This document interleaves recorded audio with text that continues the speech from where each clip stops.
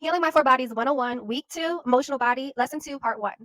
Make sure you follow along with Healing My Four Bodies book. It is available on Amazon for those of you who are obviously boycotting it. I understand. I do have a separate link.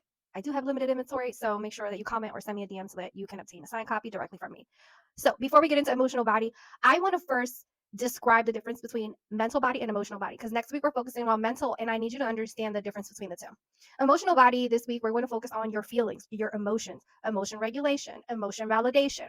Your mental body includes your thought patterns, how you talk to yourself, your unhelpful thinking patterns. We'll move into that next week, but right now for this week, I want you to ground in your emotions.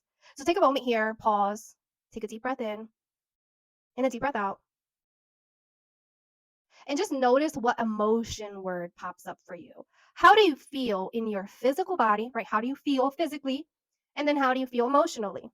Uh, Internal feeling and an external feeling. An external feeling could be the softness of the sweater I'm wearing. An internal feeling is an actual emotion word. And like I said before, I feel some type of way is not an emotion.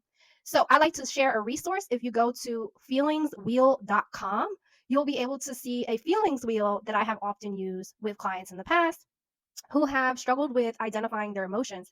Believe it or not, a lot of people, a lot of adults don't understand how to identify their emotions, let alone process them and regulate them. That means that they are not appropriately reacting to the emotions that they have. I want to make it clear all emotions are valid. All emotions are valid. It's a matter of how you react to that emotion that really sets you apart from whether or not you are elevated in your emotional body or whether you might need some work. And I'm going to introduce a few concepts.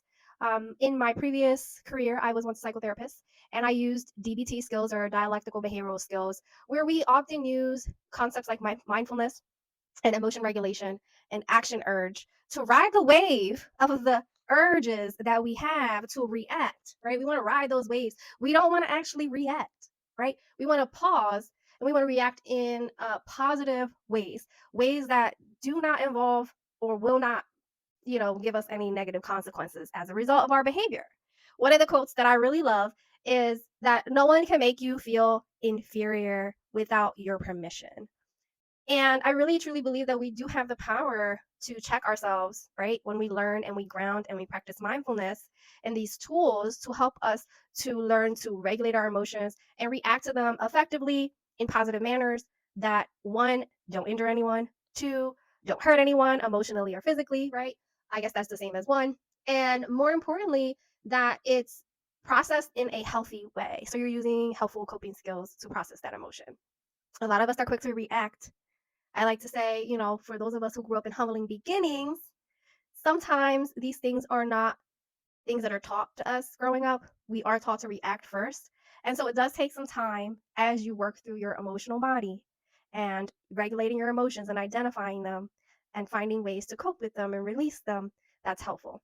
Remember the book, The Body Keeps the Score. That book is a good resource that I recommend to anyone if you want to learn more. I'm going to go into part two. So if you want to learn more, stay tuned.